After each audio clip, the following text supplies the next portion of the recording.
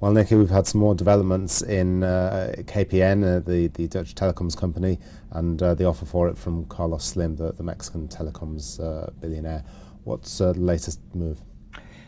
Well, basically a full bid is off the table. That's been withdrawn from Mr. Slim's side.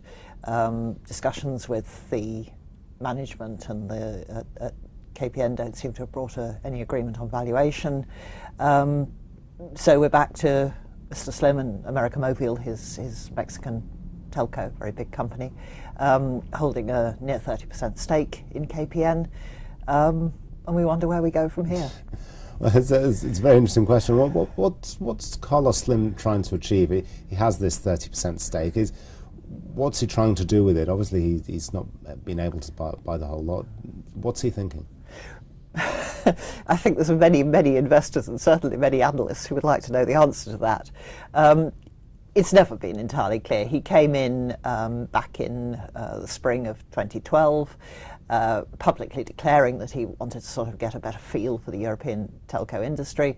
Quite a lot of people privately suspected that he was he's quite good friends with AT&T, and perhaps they were looking at Europe, and perhaps consolidation in Europe was about to take place in the telco industry, and he wanted to get in there.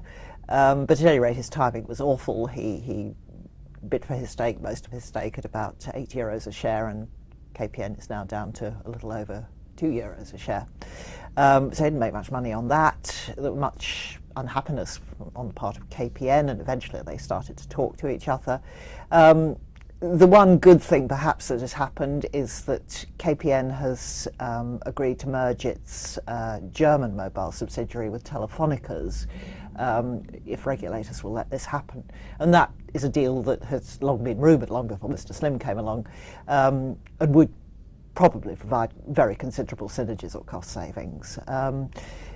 But apart from that, Mr. Slim continues to sort of sit on the sidelines in Europe, and we all wonder where he's going. So what are shareholders in KPN to make of all this? That Mr. Slim is still on the KPN register as a fairly big shareholder, but where do they sit after this? Well, I think the question they will have to ask is, or anyone trying, firstly, is there any real value in KPN at this price? And I have to say, it looks, if you do typical valuation analysis, it looks a little bit cheap relative to peers. But that said, the Dutch and Belgian markets are not very encouraging, and it will see revenue falls this year. The other question is, will Mr. Slim come back? He can't for 6 months, but he could. And there is a theory that perhaps he's gone away because Brazil is bubbling up.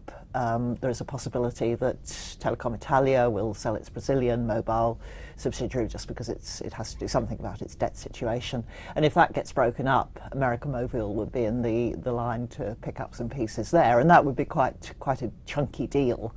Perhaps he doesn't want to have a KPN bid going on at the same time, which would push his debt up quite high.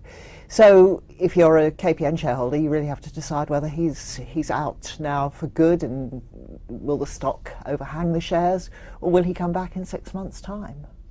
Well, plenty of twists to come, Nikki. Who'd have thought that a Dutch telecoms operator would be at the centre of international intrigue? Nikki, thanks very much.